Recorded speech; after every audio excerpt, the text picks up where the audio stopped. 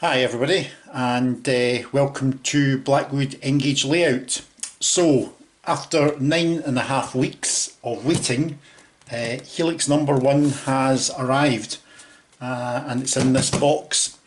So, not opened it yet, so I think what we'll do is we'll get a Stanley knife and we'll open it. The first thing I would say is it is actually very well packaged. So, without further ado, let's get in. Let's open and let's see what this Helix looks like.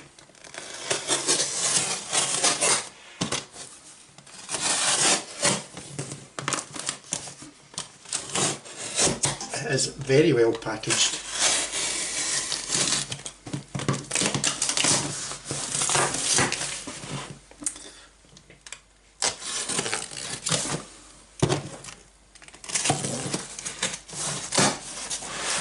So what do we have?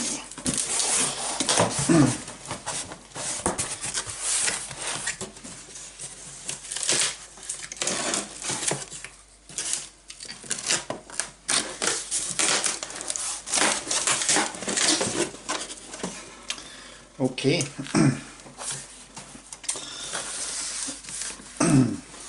So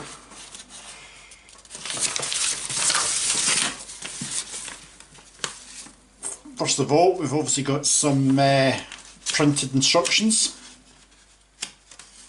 on A4 paper. If I can try and open these up. And there are assembly instructions here.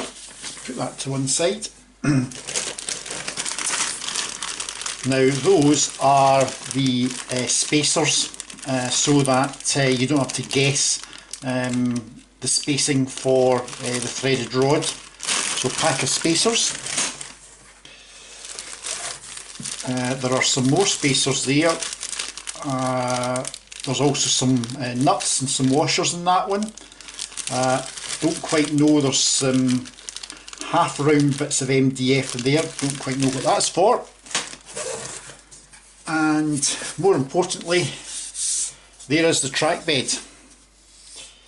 There is the track bed. 6mm thick MDF. Let's see what else we got. Again, I think these might be the entry and exit roads out. There's more bags of washers, etc. In fact, there's lots of bags of washers. 2, 3, 4, 5, 6, 7, 8. There's about 10 bags of washers here. Hey, and what else do we have? Let's take the MDF sections out. They're obviously built in quarters, so let's put that to one side. I will say it is very well packaged. It's exceptionally well packaged. Put these to the one side, and we can get to the bottom. There's still some more stuff in here. Again, oh, here we have the exit ramp parts. It's all noted up. And more importantly, the threaded rod.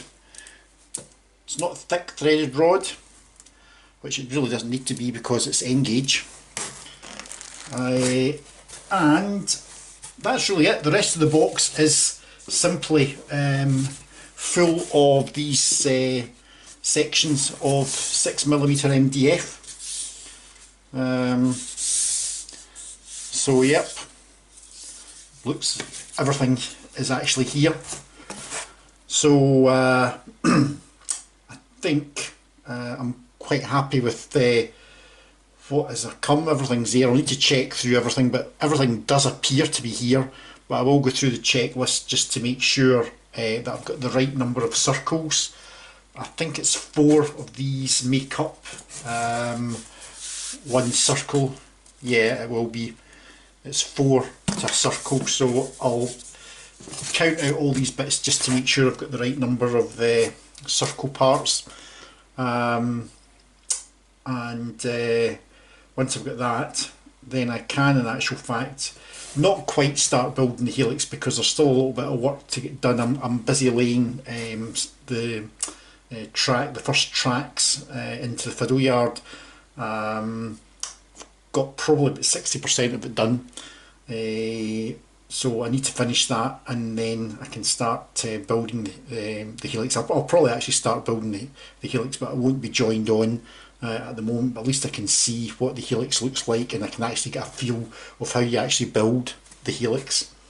So with that, I think what we'll do is we'll jump out to the railway room, and I'll show you the baseboards, what I've done so far on the baseboards, and you'll probably be able to relate a bit more when you see the baseboards and where this Helix kit is actually going to sit. So let's jump out to the railway room. So the lower fiddle yard is going to be made up of 6 modular baseboards, and I have so far constructed the first 4 of them.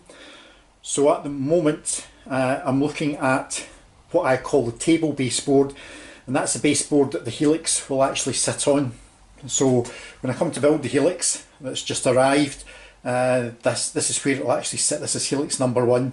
As you can see, I've laid out some 3rd and 4th radius curves, and as you can see, I have got very large amounts of 3rd and 4th radius curves, set track curves, waiting to be used on the actual Helix. Roughly speaking, I'm looking at probably using around 70 3rd and 70 4th radius curves to bring the Helix from where you see there, the baseboard, up to the layout at the side here. So that's baseboard number 1. Linked onto that, we come to baseboard number 2. Now, as you will be able to see, I've obviously started to lay the track on baseboard number 2. The great thing about these baseboards being modular is that I can actually remove these baseboards and actually take them outside, and I can work in the fresh air outside. I don't need to work underneath the actual layout. There is sufficient room to actually work. There's about 15 or 16 inches below the baseboard, so there is actually sufficient room to actually get in. Now, the one thing which I would actually say, that if I then come out, as you can see, there's baseboard 2, then we have baseboard 3 that runs between the back legs there, and then at the far end is baseboard number 4. Now, the one thing you probably have noticed, or you probably haven't noticed, is there's not a huge number of extra legs. At the far end, at baseboard number 4, there are simply 2 legs. There are no legs at all in the middle or the second baseboard. This baseboard here, again, there are no legs, and we obviously have legs on the table baseboard. So when I want to take these baseboards out, there are actually some hidden legs, so that when I start to take them apart, when I take the coach bolts out and pull the baseboards out, they don't in actual fact fall down. So if I actually start at the far end, this baseboard number 4, which you can see obviously turns the corner so that the next baseboard will run along that back wall to the next Helix. And as you can see, there are, in terms of the legs, there are only 2 legs on this in actual fact baseboard. So when I want to move out any of these other baseboards, the procedure is as follows. Underneath here, there is in actual fact a fold-up leg which comes down and engages, and all I then require to do is take out the coach bolts that hold this baseboard to this baseboard. Once that's out, this baseboard here is sitting on its own baseboard feet, which if I turn round you can see the baseboard feet. This allows me to, in actual fact, adjust this baseboard here and obviously the other baseboards that are linked into it totally separately from the main baseboards up there. So there's the leg of the back baseboard, the main back baseboard, and if I come all the way down to the bottom you'll see there is obviously adjustable feet. So what I wanted to avoid was that if I adjusted the top level baseboards that I could still adjust these lower baseboards. So I can do that because this baseboard here I'm pointing to simply sits on top of some nylon feet, which you can see there. That's all it is. It can't move because the legs here stop it from having any sideway movement, and it can't move forwards or backwards, or rather to left to right, because it's obviously tied into the baseboard that I just showed you with the drop down leg. So when I've moved that baseboard back, that allows this baseboard that I'm pointing to, that can then simply lift out. And on the same token, you'll notice that this baseboard along here, the one that runs from this baseboard, there's a join just there. You can see the join probably there, you can see the join there. So because there's no legs on this baseboard here, again there is a folding leg that is a go underneath. You should be able to see it's tucked up. All that happens is that leg comes down, and that means that when I've removed the baseboard over here, that's this one here, this baseboard, this one here I'm pointing to, doesn't literally fall to the ground. So although I've got 4 baseboards, I've only got 4 and 2, I've only got 6 permanent legs. So I've managed to avoid having loads and loads of baseboards legs underneath. So as I say, the baseboards, we've got 4 of the 6 baseboards completed.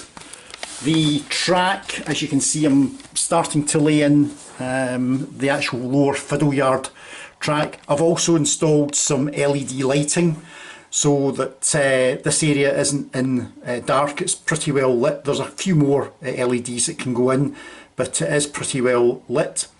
So now that the Helix has arrived, and I've obviously had a look at the Helix when I unpacked it, the next job will be to probably complete the point work on this board down here where the points are sitting. There's still another couple of points to put in there, and also extend the track over onto this baseboard here. Once that's done, I will then obviously start to construct the Helix, take it up, and most importantly I will be quite excited to see a train actually run from here up the Helix to make sure it actually works. I can obviously attempt to put in some temporary power leads from the power controller to give me some power down here, and then I can run the train up the actual Helix. So after what, 9.5 weeks, the Helix number 1 has arrived, and hopefully in the next week or so, or a couple of weeks, I can get that built up to the top level, and then figure out how I'm going to make, first of all, a temporary join onto the track at the top, and then be able to test that we should be able to see a train coming from this lower fiddle yard all the way up to the top. So exciting times ahead. Sorry about the shaky camera work, but I'm just holding the camera in my hand. So as I say, I will crack on, and I'll give you some further updates as soon as I possibly can. Thanks very much for watching, and take care. Cheers, bye.